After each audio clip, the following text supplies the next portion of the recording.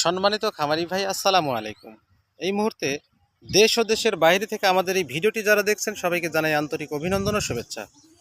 Viewers, ঘাস শুধু রোপণ করে রাখলেই হবে না বা ঘাস কাটলেই শুধু হবে না, এর প্রতি যত্নশীল হতে হবে। ঘাসের জমির প্রতি যত্নশীল না হলে ঘাসের উৎপাদন ক্ষমতা কিন্তু কমে যাবে। অনেকেই বলে, ভাই ঘাসের উৎপাদন কমে যাচ্ছে কেন? কমে যাওয়ার একটাই কারণ, সেটা হলো যে যত্ন নিতে হবে। যত্ন না নিলে ঘাসের উৎপাদন ক্ষমতা কমবে, এটাই স্বাভাবিক। এগুলো হলো ইন্দোনেশিয়ান স্মার্ট নেপিয়ার হাইব্রিড ঘাস এগুলো বা ঘাসের জমি। ঘাস কাটা হয়ে গেছে, নতুন করে কুশি বের হয়ে গেছে। এখন আমি এই জমিতে মাটিগুলো আলগা করে দিচ্ছি, কুপিয়ে দেওয়াচ্ছি। এই মাটিগুলো 2-4 দিন এভাবে রেখে দিলে মাটিগুলো শুকিয়ে যাবে এবং যে আগাছাগুলো আছে, এই যে দুবরা ঘাস, এই ঘাসগুলো কিন্তু মরে যাবে। পরবর্তী কাজ হলো মাটি শুকিয়ে গেলে এবং এই আগাছাগুলো মারা গেলে তখন পানি দিতে হবে, সার দিতে হবে।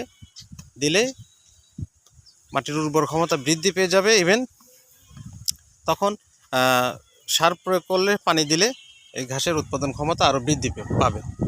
তো এই হলো মূল বিষয়। তো যারা ঘাস চাষ করেছেন, যত্ন নেন না, তাদের উদ্দেশ্যে বলছি, আপনারা ঘাসের যত্ন নিন, ঘাসের জমিতে যত্নশীল হন। এতে করে আপনার ঘাসের উৎপাদন ক্ষমতা বৃদ্ধি পাবে। যত্ন ছাড়া রত্ন মিলে না, একটা কথা আছে। যত্ন নেবেন, মাশাআল্লাহ খুব ভালো ফলন হবে। এখন যেমন দেখতেছেন, আমি পরবর্তী ভিডিও আপনাদেরকে 1 সপ্তাহ 10 দিন পরে আরেকটা ভিডিও দেখাবো যে এই জমির ঘাসের উৎপাদন ক্ষমতা কেমন হয়েছে। তখন আপনারা দেখলে বুঝতে পারবেন যে আসলে যত্ন না নিলে আসলেই রত্ন মেলে কিনা। তার প্রমাণ আমি আপনাদেরকে দেখাবো ইনশাল্লাহ। এখন যেমন দেখতে পাচ্ছেন 1 সপ্তাহ 10 দিন বা 15 দিন সর্বোচ্চ শীতকাল হয়েছে, তাতে কোনো অসুবিধা নেই।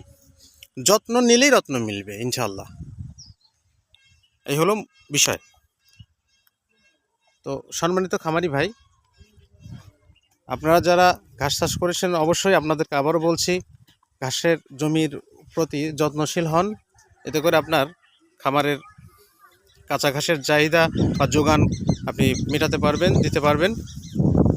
তো সবাই ভালো থাকবেন, সুস্থ থাকবেন, আর অবশ্যই আমাদের ইউটিউব চ্যানেলটি সাবস্ক্রাইব করে পাশে থাকা বেল আইকনটি ক্লিক করে রাখবেন সর্বসময়ের জন্য, নতুন আপডেট ভিডিও দেখার জন্য। আর আরেকটা বলি, সার প্রয়োগের মাত্রাটার কথা বলছি। জমি কোপানো হয়ে গেলে 2-4 দিন পরে যখন মাটি শুকিয়ে যাবে, তখন পানি দিয়ে, মানে সেচ দেওয়ার পরে প্রতি শতাংশ হারে 1 কেজি ইউরিয়া সার এবং আধা কেজি ডিএপি ড্যাপ সার, আর প্রতি 10 শতাংশের জন্য 1 কেজি ম্যাগনেসিয়াম সালফার, এই কয়েকটি সার একসঙ্গে মিক্স করে পানি দেওয়ার পরে জমিতে সার প্রয়োগ করে দিবেন। ইনশাল্লাহ 1 সপ্তাহ 10 দিনের মধ্যে আপনার ঘাসের জমির চেহারা পরিবর্তন হয়ে যাবে। তো সবাই ভালো থাকবেন, সুস্থ থাকবেন, এই বলে আজকের মতো ভিডিওটি শেষ করছি। আল্লাহ হাফেজ। আসসালামু আলাইকুম ওয়া রাহমাতুল্লাহ।